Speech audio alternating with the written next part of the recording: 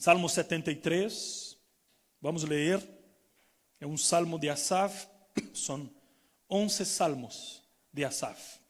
Por lo menos hay dos posibilidades, que estos salmos fueron escritos por él o fueron escritos para él, porque él era el gran maestro de la música de Israel.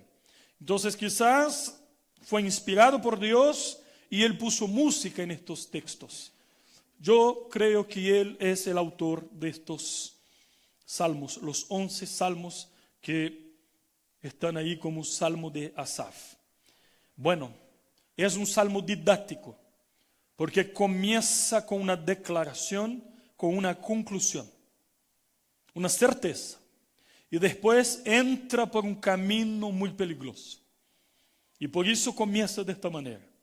Y comienza así: ciertamente es bueno Dios para con Israel, para con los limpios de corazón.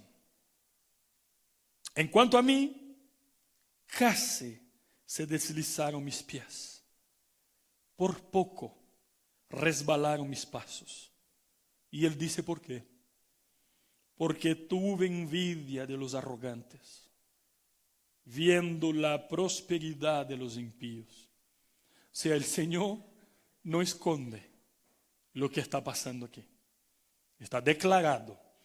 Salmista, un líder, uno de los grandes líderes, quizás el principal líder de la música, de la alabanza de los levitas, está diciendo: yo tuve envidia a los impíos. Y empieza a decir ¿por qué? ¿Por qué no tienen congojas por su muerte? Pues su vigor está entero. No pasan trabajos como los otros mortales, ni son azotados como los demás hombres. Por tanto, la soberbia los corona, se cubren de vestido de violencia, los ojos se saltan de gordura, logran con creces los antojos del corazón, se mofan y hablan con maldad de hacer violencia. Habla con altanería, ponen su boca contra el cielo y su lengua pasea la tierra. Por eso Dios hará volver a su pueblo aquí, y aguas en abundancia serán extraídas para ellos. Y dicen: ¿cómo sabe Dios? ¿Y hay conocimiento en el Altísimo? He aquí estos impios, sin ser turbados del mundo, alcanzaron riquezas. Y su reflexión, sus inquietudes, su duda es: verdaderamente en vano he limpiado mi corazón y lavado mis manos en inocencia, pues he sido azotado todo el día y castigado todas las mañanas. Si dijera yo: hablaré como ellos, he aquí a la generación de tus hijos engañaría. Y cuando pensé para saber esto, fue duro trabajo para mí, hasta que entrando en el santuario de Dios, comprendí el fin de ellos. Ciertamente los has puesto en deslizaderos, en asolamientos los harás caer, como han sido asolados de repente. Perecieron y se consumieron de terrores, como sueño del que despierta. Así, Señor, cuando despertares, menospreciarás su apariencia. Se llenó de amargura mi alma, y en mi corazón sentía punzadas. Tan torpe era yo que no entendía. Era como una bestia delante de ti. Con todo, yo siempre estuve contigo. Me tomaste de la mano derecha, me has guiado según tu consejo, y después me recibirás en gloria. ¿A quién tengo yo en los cielos sino a ti? Y fuera de ti, nada deseo en la tierra. Mi carne y mi corazón desfallecen, Mas la roca de mi corazón y mi porción es Dios para siempre. Porque aquí los que se alejan de ti perecerán. Tú destruirás a todo aquel que de ti se aparta. Pero en cuanto a mí, el acercarme a Dios es el bien. He puesto en Jehová, el Señor, mi esperanza para contar todas sus obras. Amén. Oremos. Padre Santo, bendícenos. Te necesitamos. En el nombre de Jesús. Amén. Y amén. Hermanos, hay personas que le gustan ver películas de guerra, ¿cierto? Hay personas que han estado más cercanos a las guerras que otros. Hay países que viven guerra. Hay siempre miedo de que nosotros de repente podamos vivir la tercera gran guerra mundial.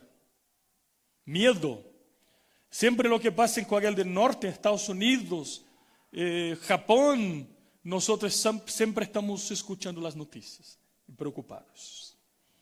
Pero existe una gran batalla, una gran guerra que pasa aquí, en la mente. Aquí donde se dan las grandes batallas, en la mente. Estas batallas son profundas y tremendas. La peor cosa que puede suceder, el campo de batalla más profundo, más peligroso, es la mente humana. Porque todo lo que nosotros cosechamos en acción, sembramos en la mente. Es por eso que Pablo en Romanos capítulo 12 dice que la mente necesita ser renovada y restaurada. Porque aquí es donde hemos perdido muchas batallas. Y si nosotros pudiéramos enfrentar un desafío, y el desafío es lo siguiente: te vamos a elegir a ti para que durante un año nosotros podamos transmitir aquí en la pantalla tus pensamientos. Por un año solamente. ¿Cómo te sentirías tú? Yo creo que avergonzado, ¿cierto? Porque aquí pasa cosas terribles. Hermanos, tenemos que cuidarnos con la ventana de la tentación. ¿Qué significa eso? Cuando nosotros miramos por la ventana la casa del vecino y decimos: ¿por qué el pasto del vecino es más bonito que el mío? ¿Por qué el auto del vecino es más bonito que el mío? ¿Por qué la señora del vecino está más en forma que la mía? ¿O al revés? ¿Por qué a él le va tan bien, a mí no? Cuando nosotros empezamos a mirar el auto del amigo y que le ha ido súper bien, y nosotros pasamos a no contentarnos con eso y pasamos a sufrir con eso, porque no somos capaces de alegrarnos con las victorias de mis amigos y hermanos. Lo que está pasando en este salmo es muy parecido con eso. Asaf siente envidia de los impíos. Él está diciendo: Señor, yo me mantuve fiel a ti. Yo he tratado de santificarme. Sin embargo, estoy siendo castigado, estoy sufriendo corrección tuya todos los días. Y mientras miro a mi alrededor a los impíos, y estos impíos parece que prosperan, parece que les va bien en todo. Y empieza a describir varias áreas de la vida de los impíos, diciendo: ¿qué pasa? Parece que yo estoy en una tremenda pérdida de tiempo en guardarme fiel para ti. O sea, lo que Dios está haciendo es exponiendo los pensamientos de un hombre de Dios, fiel a Dios, aquí.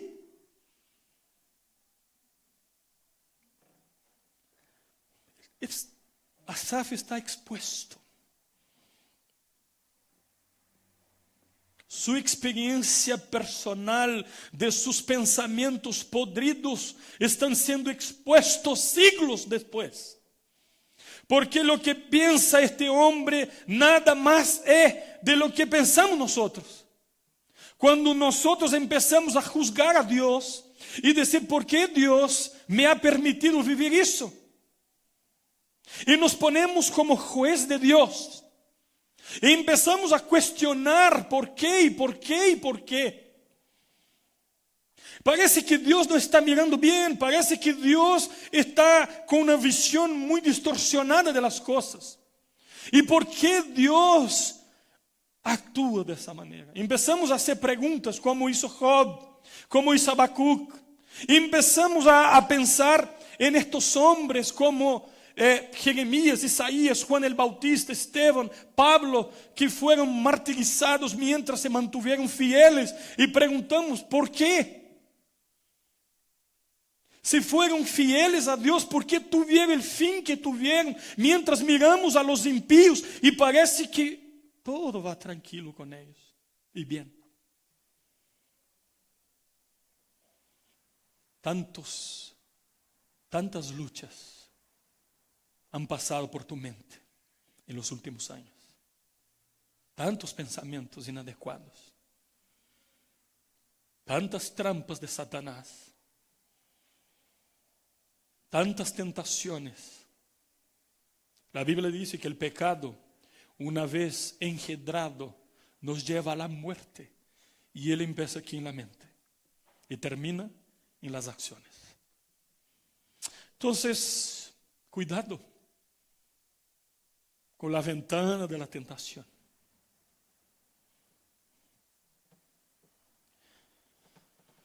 Bueno, hermanos, este texto, Salmo 73, que es tan conocido de todos nosotros, o de la mayoría, como dije, es un salmo didáctico, porque comienza con una conclusión, y la conclusión es la siguiente: Dios es bueno. Que quede claro eso. Eso también tiene que ver con su formación religiosa. Es un judío, un levita, que aprendió que Dios es bueno. Ese es el camino seguro. Esta es la conclusión primaria. Dios es bueno. Y la segunda, diferente de la primera, versículo 2 dice, en cuanto a mí, o sea, cuando se trata de Dios, Dios es bueno. Dios es perfecto. Dios es maravilloso. Dios tiene todo poder, toda fuerza. En cuanto a mí, casi se deslizaron mis pies. Por poco resbalaron mis pasos. Lo que está diciendo Asaf es que por muy poco, él no perdió su fe. Porque él fue por un camino peligroso, resbaladizo.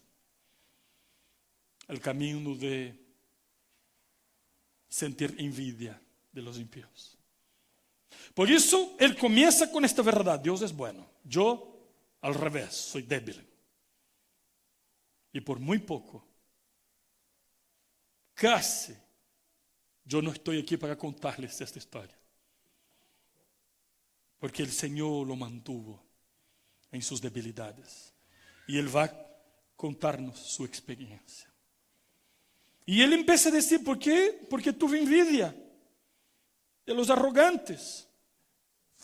Este texto habla de la grave tentación que sufrió el salmista Asaf al ver la prosperidad de los impíos.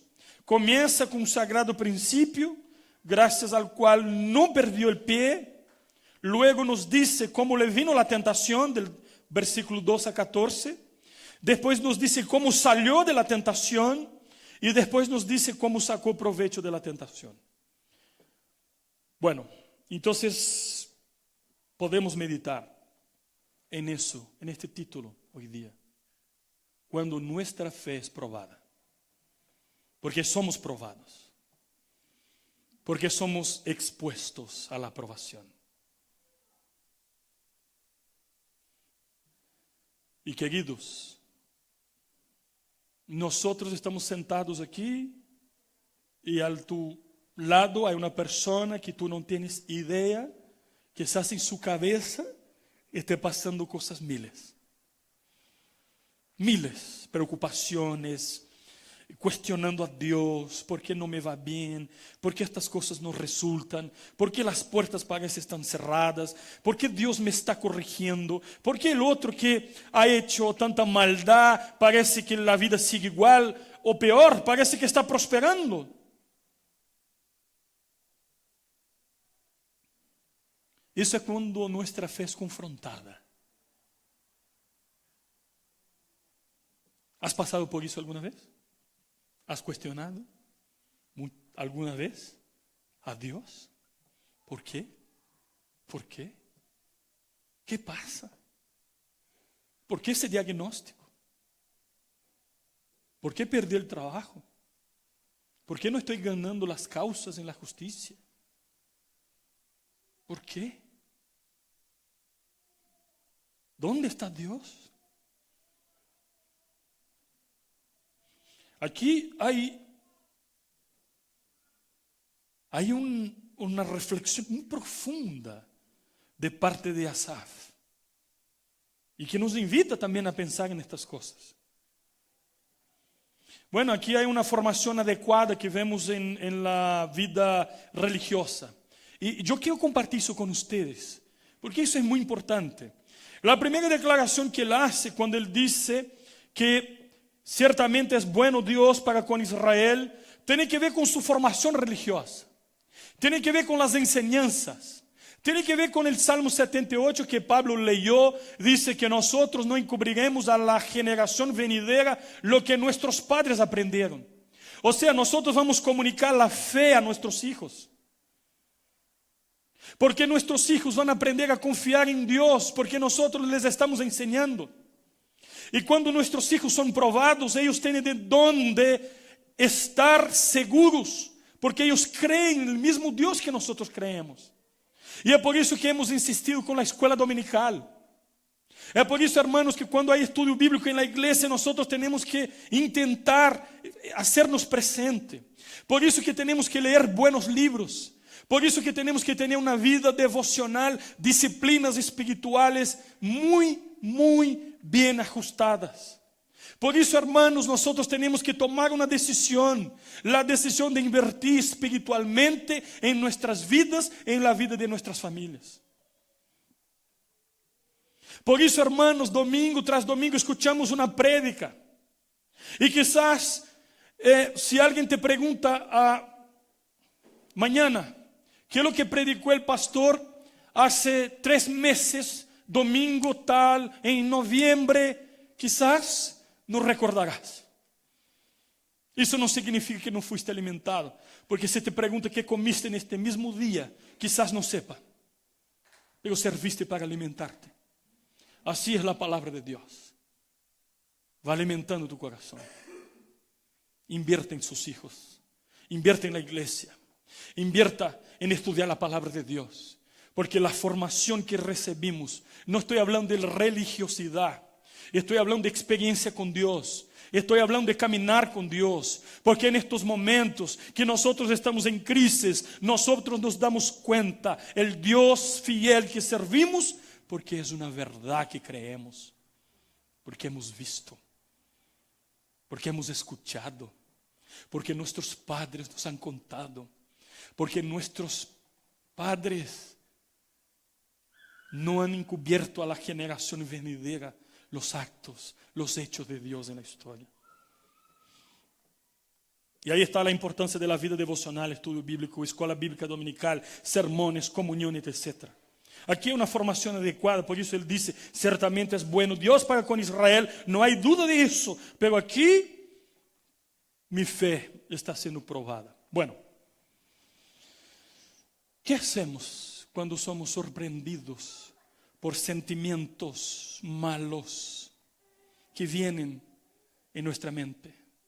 ¿Qué hacemos? Porque estos pensamientos vienen.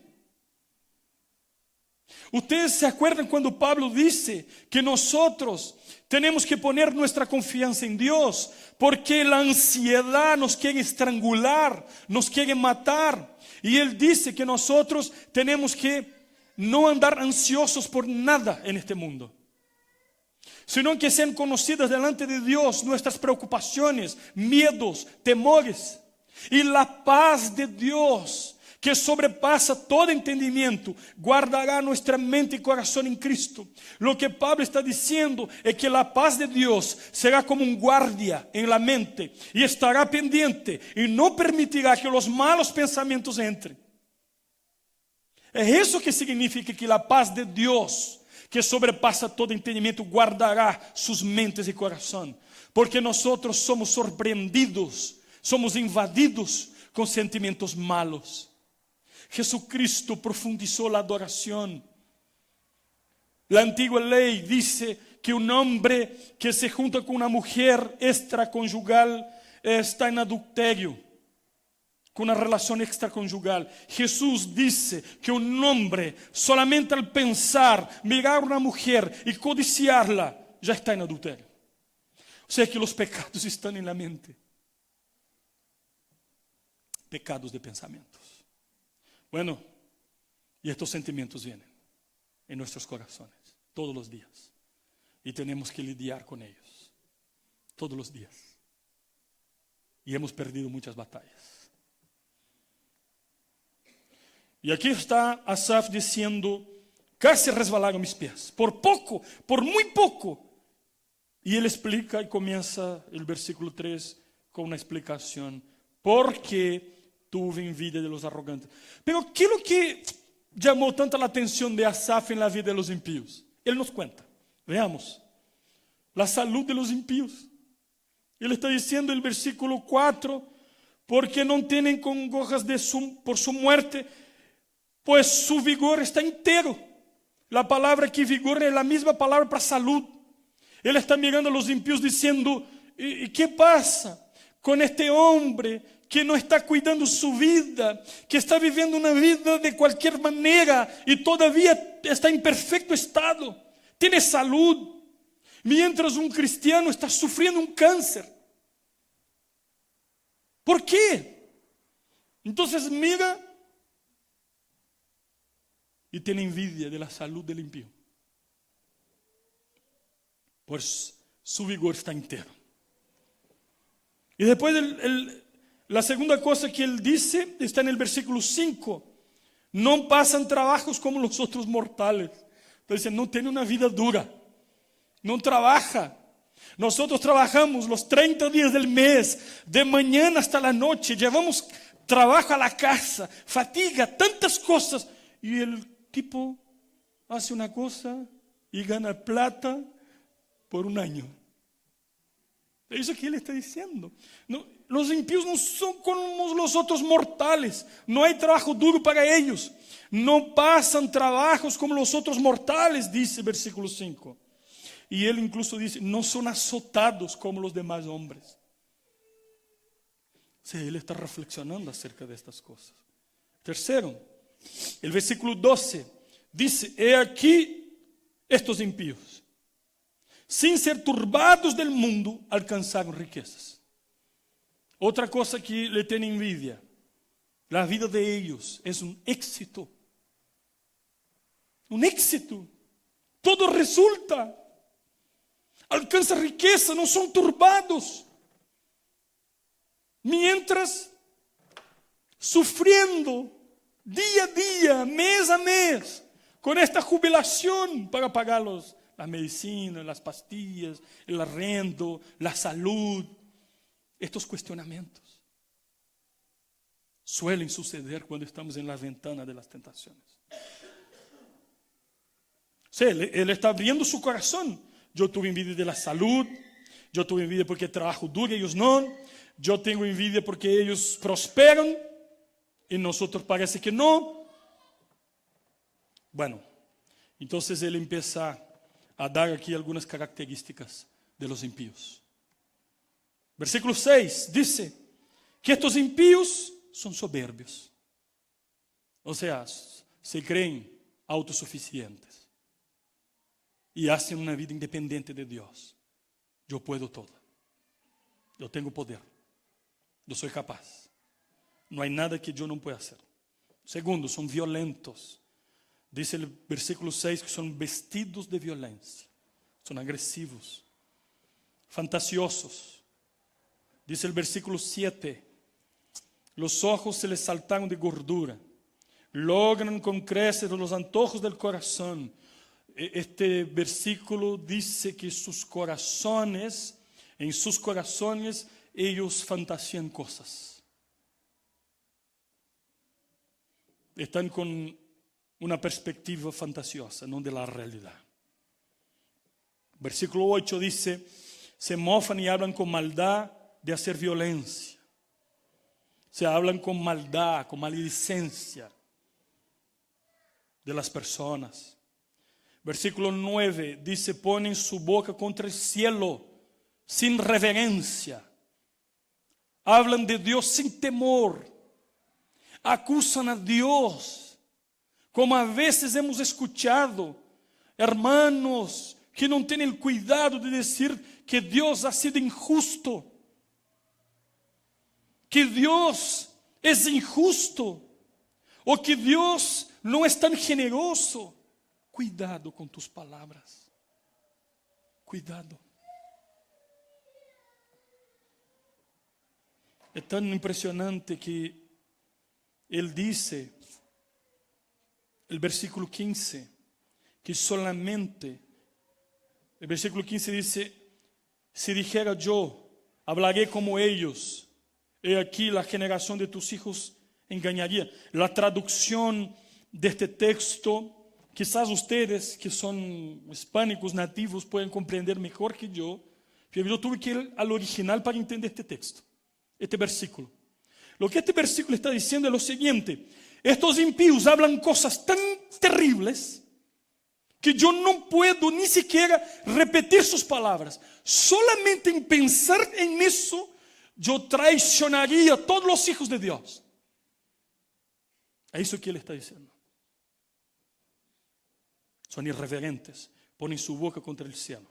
Son difamadores, dice el versículo 9, que su lengua pasea la tierra, hablando mal de todos, por todos los lados. Esas son las características que Asaf dan de los impíos: soberbios, violentos, fantasiosos, hablan con malicia, irreverentes, difamadores. Y él hace una mirada, tiene una perspectiva hasta aquí inadecuada de las cosas. Y hace una declaración tan fuerte que yo cuando leí, les miraba, algunos de ustedes estaban así: oye, qué raro que un salmista haya dicho eso. Versículo 13. Dice: verdaderamente en vano he limpiado mi corazón y lavado mis manos en inocencia. O sea, lo mismo que han dicho el pueblo en los días del profeta Malaquías: ¿de quién nos sirvió obedecer a Dios? O sea, el salmista está diciendo: fue vano, fue una pérdida de tiempo, porque Dios no importa con la vida moral. Es eso que Él está diciendo. Y aún dice, mira, sigue diciendo, versículo 11, ¿cómo sabe Dios? Y hay conocimiento en el Altísimo. O sea, Él está diciendo, ¿y Dios ve la maldad? ¿A Dios le importa la moralidad de los hombres? Lo que Asaf está diciendo es que parece que a Dios no le preocupa la inmoralidad de los hombres. ¿Sabe por qué, hermanos? Vamos a empezar a sacar conclusiones. Porque Dios no castiga inmediatamente a los impíos. Esa es la gran crisis que tiene Asaf. Hay tiempo para todo. Lo que tú dices que es una injusticia, hay un Dios celoso por su justicia. No hay nadie en el universo tan justo como Dios. No hay. Entonces hay una mirada inadecuada. La perspectiva del salmista está inadecuada. Su perspectiva es que a Dios no le importa la vida moral de las personas. O sea, las personas pueden hacer lo que quieren y parece que Dios no está viendo o no quiere ver. está permitiendo que todo pasa. Y los impíos están diciendo, ¿seguro que a Dios le importa? ¿Y Dios conoce todo? No, hagamos lo que queremos. A Dios no interviene. Así dice el deísmo. El deísmo es los que creen que Dios creó todo, pero no interviene. Es como el reloj que tiene cuerda. Da cuerda y él funciona solo. Los deístas creen que el mundo es así, que Dios creó y se ausentó. Y el mundo sigue el curso natural y no hay ninguna intervención de Dios. Y él afirma verdaderamente en vano, he limpiado mi corazón y lavado mis manos en inocencia. Vano. Cada reunión de oración, cada escuela bíblica dominical, cada lectura bíblica, o sea, él está cuestionando todo eso. Bueno, y hay otro tema, que es para mí una perspectiva inadecuada, que tiene que ver con la teología del sufrimiento. Nosotros vivimos una época de la teología de la prosperidad, que hay iglesias predicando un evangelio que no es el evangelio de Cristo, que dice que todas las personas van a estar exitosos, no van a sufrir con enfermedades, que la vida será todo éxito, y que cuando hay sufrimiento significa que hay pecado, y que el sufrimiento es el reflejo de una vida alejada de Dios. Es una mentira, porque la Biblia nunca habla de eso. Al revés, la vida del apóstol Pablo a los lentes de los teólogos de la prosperidad sería un fracaso. Sin embargo, es uno de los grandes hombres de Dios, un ejemplo que Dios pone para nosotros. Y el Señor Jesucristo dijo, yo le mostraré cuánto importa sufrir por mi nombre, Pablo. El verdadero cristiano sufre, porque Dios lo está perfeccionando. Hay el tema de la teodicea del sufrimiento. Las personas que perdieron la perspectiva, han perdido la perspectiva. Y él dice, pues he sido azotado todo el día y castigado todas las mañanas. Yo, que estoy tratando de santificarme, que estoy tratando de obedecer, que estoy tratando de caminar en obediencia, estoy sufriendo. ¿Por qué? Bueno, entonces, Dios, en su maravillosa gracia, nos revela la verdad.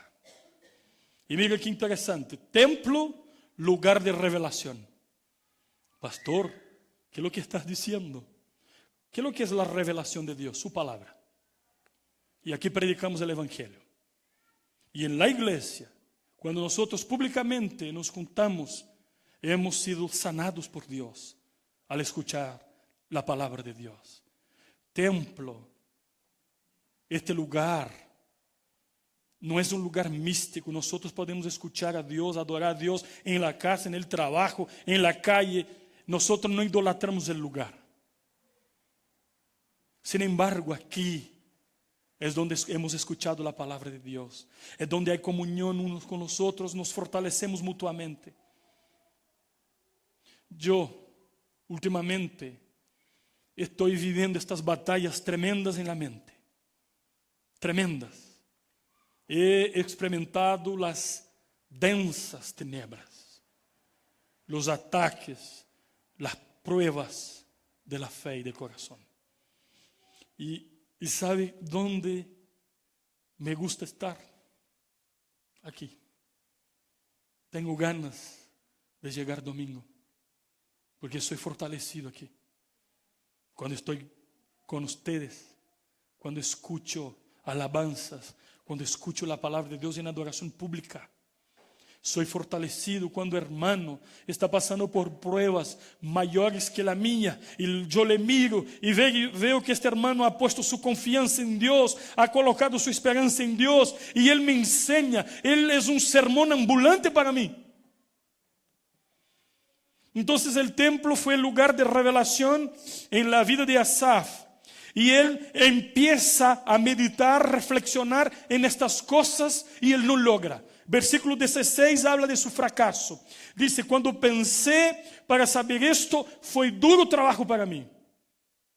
Hasta que, versículo 17, entrando en el santuario, quizás por tantas inquietudes él fue al templo, buscando respuestas, reflexionando acerca de estas cosas. Y mira el camino que él percorrió, el camino que Asaf hizo y cómo nos bendice. Primeramente, el templo, lugar de revelación, porque ahí Asaf se dio cuenta el futuro de los impíos. Lo que tú ves, lo que tú envidias, que parece ser prosperidad, tiene un tiempo limitado, es superficial y a cualquier momento dejará de existir. Porque dice la Biblia, hasta que entrando en el santuario comprendí el fin de ellos. Y él empieza a hablar. El versículo 18 dice que el mismo Dios los pone en lugar resbaladizo. Es cuestión de tiempo. Serán lanzados en destrucción, versículo 18. Sin Cristo. Los impíos son aquellos diferentes, opuestos a los justos. Sin Cristo. ¿Qué sucederá con los impios? Destrucción eterna. Serán consumidos de terrores, dice el versículo 19. El hombre sin Cristo tiene miedo a la muerte. Está aterrorizado, miedoso.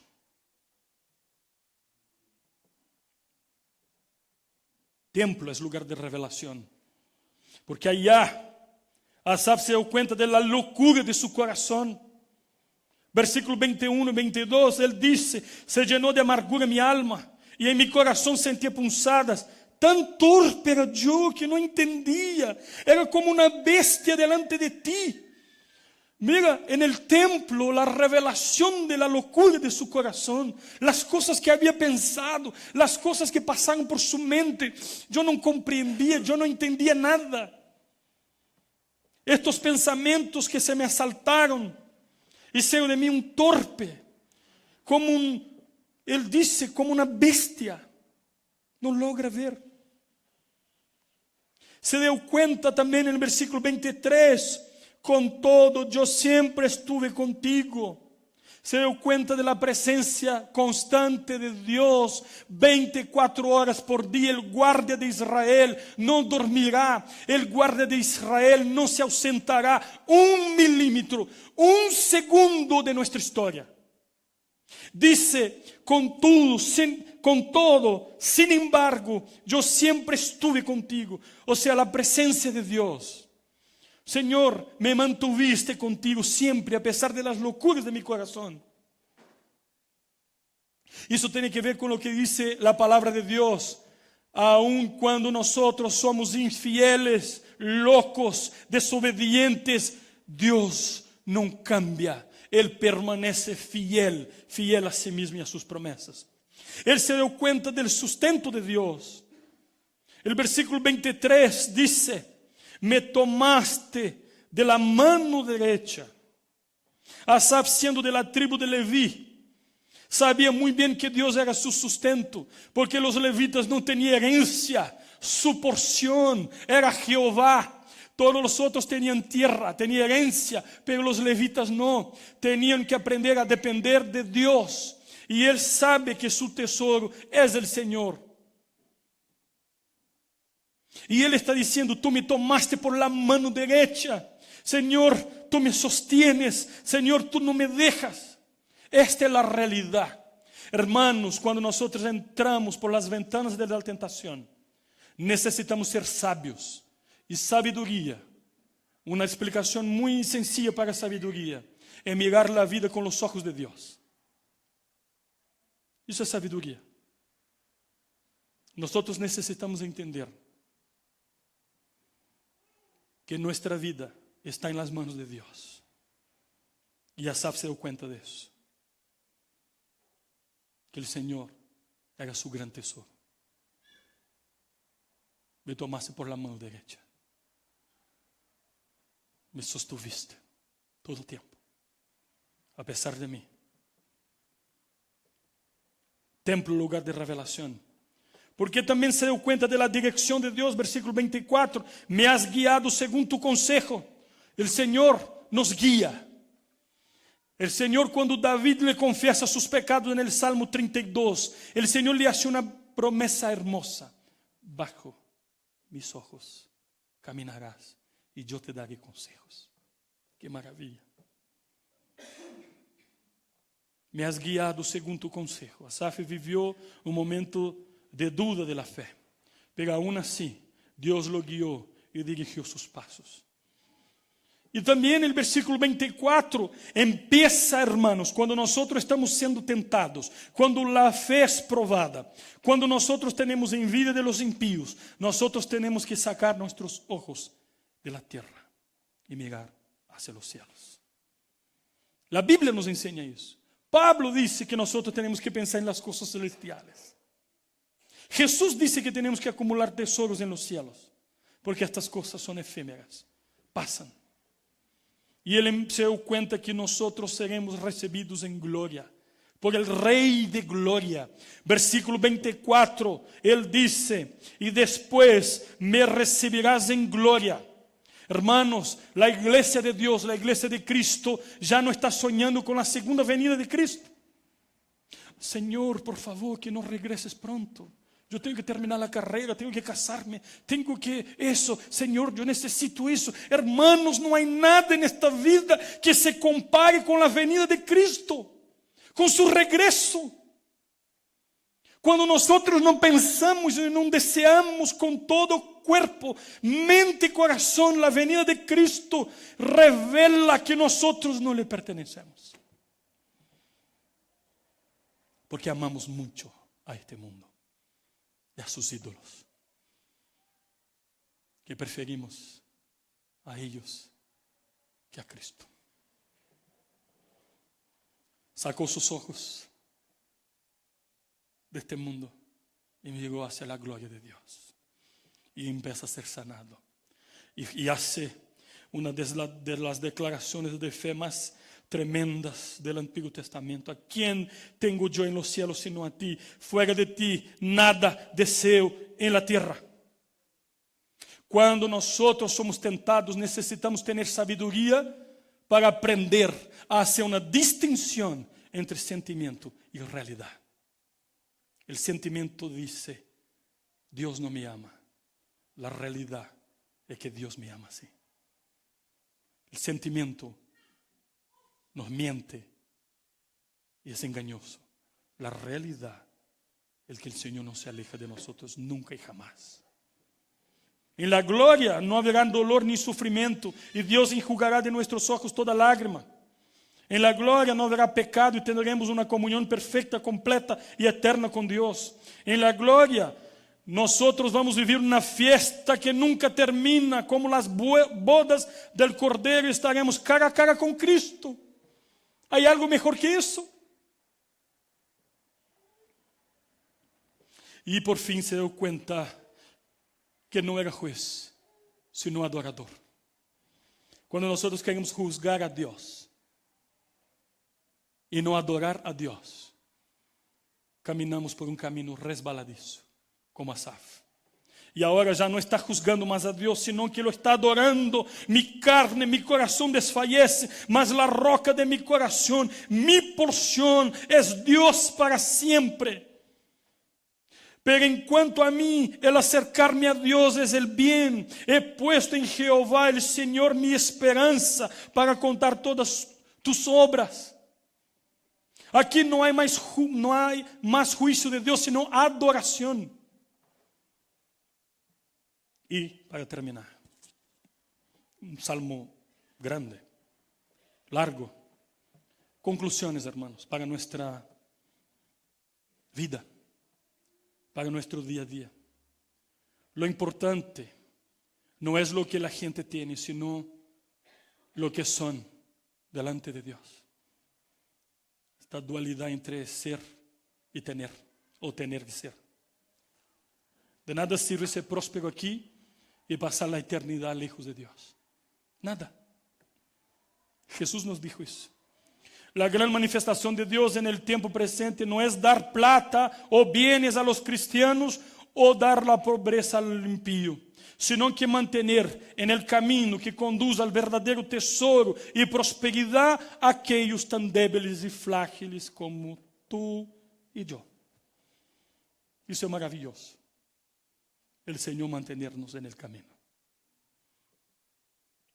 Cuidado con tus pensamientos y con las palabras de tus labios acerca de Dios. Reverencia.